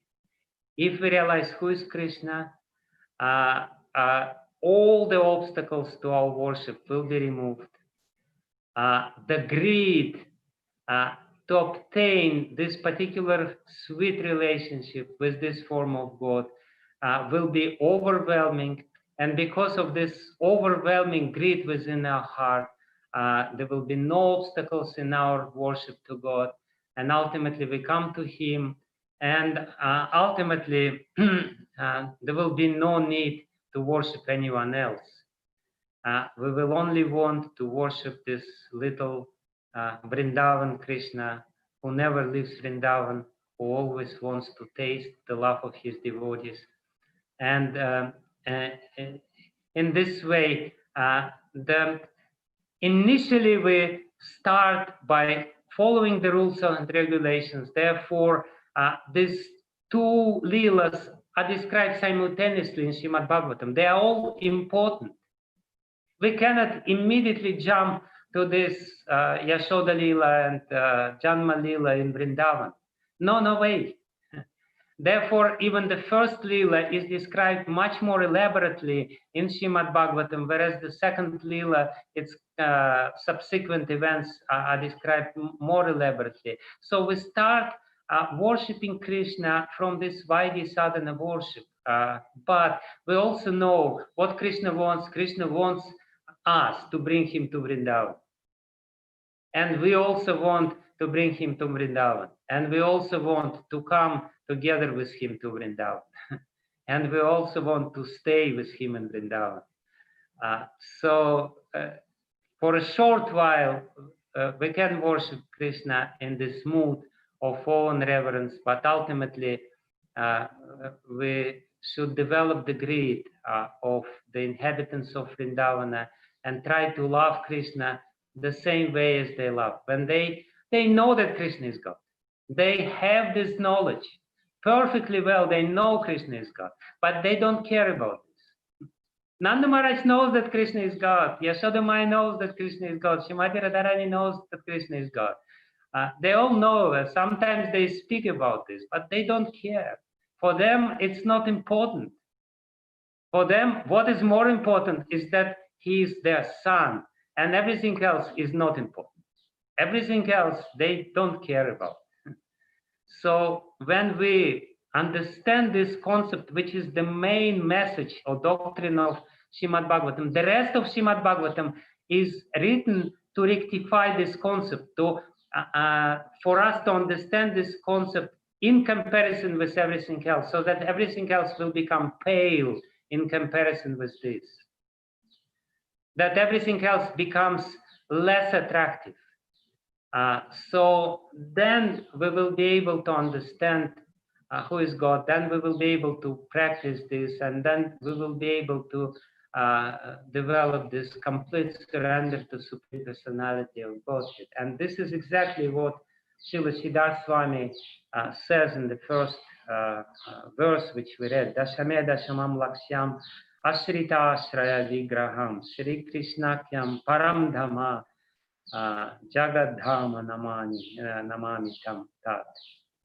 So that's what I try to explain today, that we have to understand that by the means of Brahma Gyan or Jnana Yoga, we can realize the aspect of Sat, we can realize the existence of God. It's a very important realization. By this means we will be, now we may have doubts, we may have all this beautiful, this beautiful philosophy, but we still may doubt. And I knew devotees who were devotees and then they became Buddhists. No, God doesn't exist. Why? Because they didn't realize the aspect of Sat. So the aspect of Sat has to be realized first. And that's the indistinct understanding of God, but very clear understanding that God is there as the cause of all causes. By yoga, meditation, by controlling ourselves, which is also part controlling of our mind, we can realize the aspect of Sat and Chit. And this aspects of Sat and Chit, this is the characteristics of Paramatma. This is how Paramatma works in this world, by manifesting these two qualities. The Supreme Consciousness, which is ruling everything, and the existence. Then, by the means of Bhakti Yoga, we can realize Sat, Chit, and Ananda. But by the means of Vaidhi Sadhana Bhakti, we can realize a partial Ananda, very small portion of blissful nature of God. But when we start getting into the mood of the inhabitants of Vrindavan, ultimately we will be able to realize the Supreme Personality of Godhead, who is Sat Chit Ananda in complete form.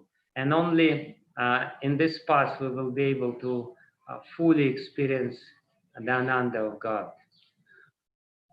Okay, that's it. I don't want to bewilder you more.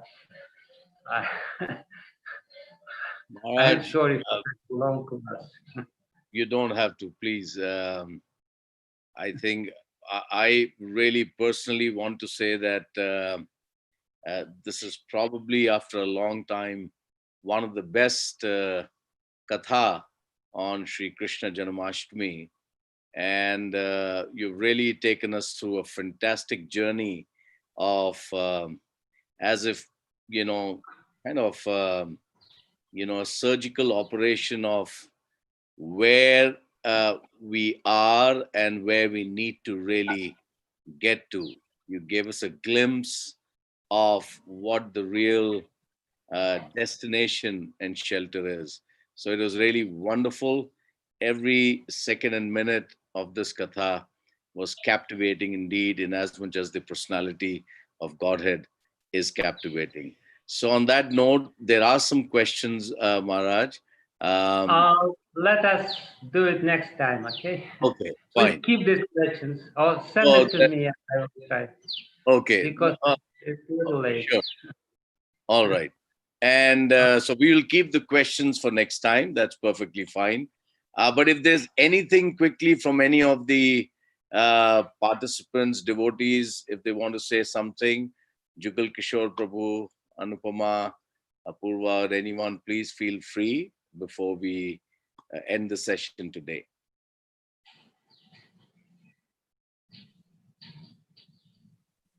Okay, so I think, Maharaj, we will. Hare Krishna. Hare Krishna Maharaj, please accept my respectful obeisances. What a beautiful lecture. We could listen to you all day and all night long. Because we didn't want to stop. It was so nice listening. And yeah, we wish, you could keep speaking. Thank you so much for taking us on this journey. Hare Krishna. Thank you very much. Thank you, Niruma. So, on behalf of all the devotees who have attended today's session and the devotees on YouTube, we thank you again, Maharaj, for your kind association. We are indeed honored, privileged, and feel very fortunate that you take out time for us and taking us. I wish to say that this today's lecture, every other lecture of yours is very there is a urge, but in this lecture there's even further surge for us to, if I were to just encapsulate one point that you underscored, was conception, the practice, which is sadhana, and the quality of practice is dependent upon the surrender, which is related to the conception, and obviously that leads to the realizations. And clearly, I have to say, I felt more neophyte than ever before. I always was in that situation. And thank you so very much in showing me the mirror. And we look forward that we continue to seek your association and be able to uplift my consciousness and everyone else who's in attendance. They could also take away something. So what I will do next time I will, because as far as I understood, I explained the third canto, overview of third canto.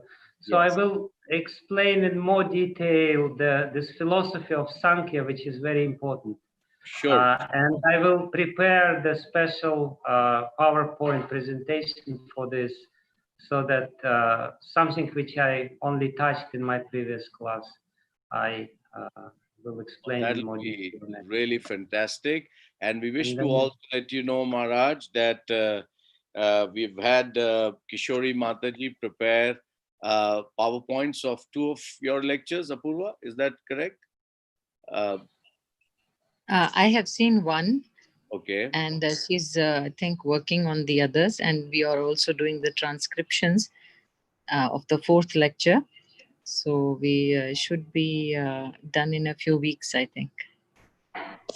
So, okay, I'll prepare. I hope I'll prepare the PowerPoint. Okay. So Maharaj, thank you again. Please accept our most respectful obeisances. Vancha kalpaturu bhyascha kripa sindhu bhyayavacha patitanam Rafaji, you wanted me to speak with you a little later, not today. Today is a little busy already. Yeah, okay. So maybe tomorrow or the after tomorrow. Yeah, tomorrow we can do that. Mm-hmm. Okay. Thank you. His Holiness Bhakti Vijnana Goswami Maharaj ki. Jai. Jai. Jai. Thank you, Maharaj. Thank you, Maharaj.